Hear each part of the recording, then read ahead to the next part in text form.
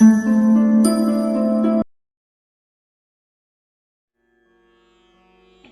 રાજાને જ્યારે ખબર પડી કે મારા રાજ્યમાં એક એવો વ્યક્તિ છે જેનું સવારમાં મોઢું જોવાઈ જાય તો આખો દિવસ ભૂખ્યા રહેવું પડે.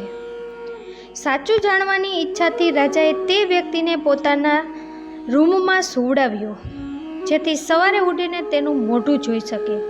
બીજા દિવસે રાજા કામમાં એટલા વ્યસ્ત હતા કે આખો દિવસ તે ભોજન ન કરી શક્યા. એ વાતથી ક્રોધિત થઈને રાજાએ તેને ફાંસીની સજા આપી દીધી. જ્યારે તેની આખરી ઈચ્છા પૂછી તો તે માણસે કહ્યું, માફ કરજો મહારાજા, મારું મોઢું જોઈને ફક્ત તમને એક જ દિવસ ભોજન ન મળ્યું, પણ તમારું મોઢું જોઈને મને મોત મળી રહી છે. એ સાંભળીને રાજા શરમથી નમી ગયા. તે શબ્દ તેના કાનમાં સંભળાવા લાગ્યા, बुरा जो देखन में चला बुरा न मिलिया कोई, जो मन देखा आपना मुझसे बुरा न कोई. કોઈએ પૂછ્યું, કષ્ટ શું છે? જવાબ મળ્યો કે કષ્ટ પરિણામ છે, તે ખોટા રસ્તાઓ અને ખોટી પસંદનો, જે શરૂઆતમાં રાહત આપે છે. કરજ લેતી વખતે તેનો રાહતનો અનુભવ થાય છે, પણ પાછી આપતી વખતે કષ્ટ થાય છે. ખરાબ માણસો સાથે મિત્રતા કરતી વખતે શરૂઆતમાં તો મજા આવે છે, પણ પછી કષ્ટ થાય છે. મનમાં આવતી ભાવના અને કામનાઓને પૂરી કરતા સમયે શરૂઆતમાં મજા આવે છે, પણ પરિણામે ઘણું કષ્ટદાયક હોય છે. આગળ પાછળ સારું ખરાબ વિચાર્યા વિના કામ શરૂ કરો ત્યારે તો સરસ જ લાગે છે, પણ તેનું ફળ ખૂબ જ કષ્ટકારી હોય છે. તો કષ્ટ એક પરિણામ છે, અને પરિણામને સારું કરતાં પહેલાં કારણને સારું કરવું પડે છે. મનુષ્યનું શરીર પરિશ્રમ કરવાથી નથી થાકતું, પણ તેનું થાકવાનું કારણ ક્રોધ, ચિંતા, તણાવ હોય છે.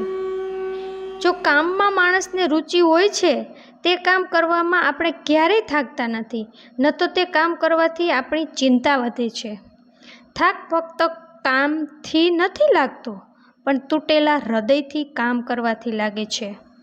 કામનો બોજ ન સમજીને કરવાથી થાય છે.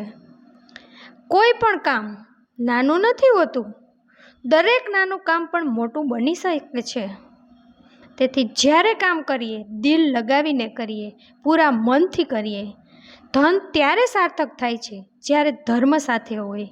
સુંદરતા ત્યારે જ સાર્થક થાય છે જ્યારે ચરિત્ર સાથે હોય. સંપત્તિ ત્યારે જ સાર્થક હોય છે જ્યારે સ્વાસ્થ્ય સાથે હોય. બુદ્ધિમત્તા ત્યારે જ સાર્થક હોય જ્યારે વિવેક સાથે હોય. પરિવારમાં હોવું ત્યારે સાર્થક હોય જ્યારે તેમાં પ્રેમ અને વિશ્વાસ હોય. અને તીર્થ ઉપર જવાનું ત્યારે સાર્થક હોય જ્યારે મનમાં ભાવ હોય. કોઈ ભૂખ્યાને રોટલી ખવડાવવી ખૂબ જ પુણ્યનું કામ છે.